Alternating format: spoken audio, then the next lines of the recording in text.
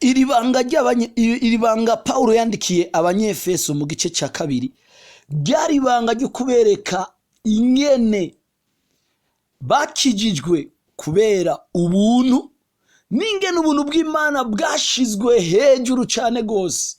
Imana ikoresheje ubuntu izurana abantu bayo, ibazura cagiye Kristo yazuka.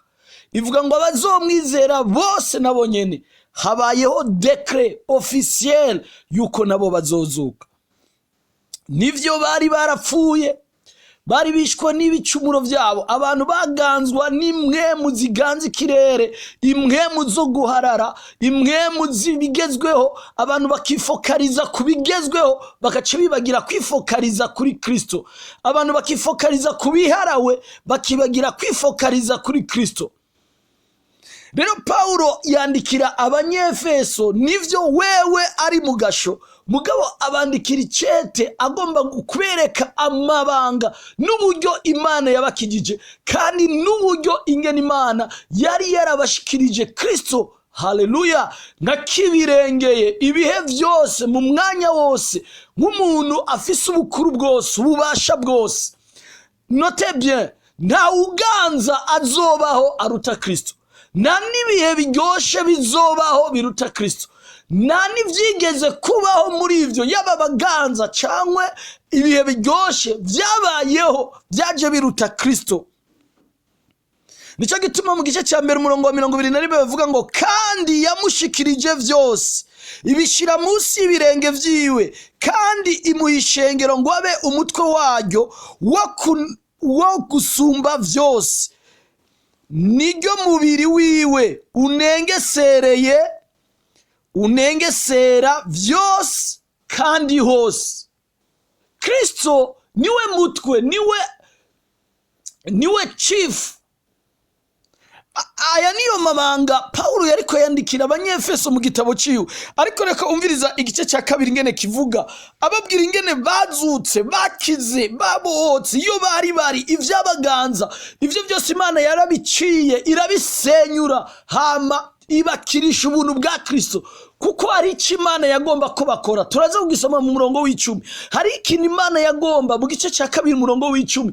Imana yari ifise intego kugira ngo ibazure, ibakure muri ubwo bwami bw'abaganza. Hari ikintu Imana yagomba. Bavuga ngo namwe yabagize bazima, hamwe mwari mupfuye mwishwe n'ibicumuro n'ivyaha vyanyu, ivyo mwagenderamwo kera, nk'uko ivy'isi bigenda, mwumvira umwami w'abaganza ikirere, niwe mwemu ikorera mu bantu b'intabarigwa. Kandi natwe twese twahora muri bo kera mu kwifuza kw'imibiri yacu, tugakora ivy'imibiri n'imitima yacu bigomba, kandi mu kameremere kacu twarabo kurakirwa nk'abandi bose. Ariko kuko Imana ari umutunzi w'ikigongo, kubw'urukundo rwayo rwinshi yadukunze, hamwe twari tugipfuye twishwe n'ibicumuro vyacu, yatugiranye bazima na Kristo, yatuzuranye atugira bazima na Kristo, yaraduhinduye atugira bazima na Kristo. Umviriza, ubuntu nibwo bwabakijije, ubuntu nibwo bwabakijije, nico bita unmerited grace. Ubuntu tutari dukwiye, tutari tubereye, nibwo bwadukijije. 6, yatuzuranye nawe, itwicarikana nawe ahantu ho mwijuru, turi muri Kristo Yesu, kugira ngo, kubera iki? Kugira ngo mu bihe bizoza ize yerekane itunga rihebuje ry'ubuntu bwayo mu kutugirira neza hehe muri Kristo Yesu. Umurongo 8, ubuntu nibwo bwabakijije kubwo kwizera, navyo nyene ntivyavuye kuri mwebwe, ni ingabire y'Imana.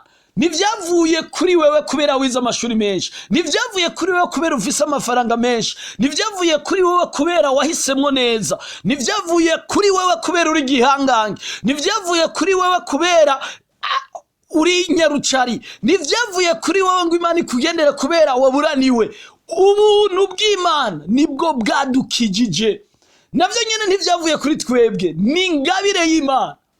Iyo abantu baronse kado y'uyu n'uriya bararyoherwa bagatamba bakavyina, ariko iyumvira ingene twokwama tuvyina turirimba dutazira Imana kubw'iyi kado yaduhaye y'ubugingo budashira.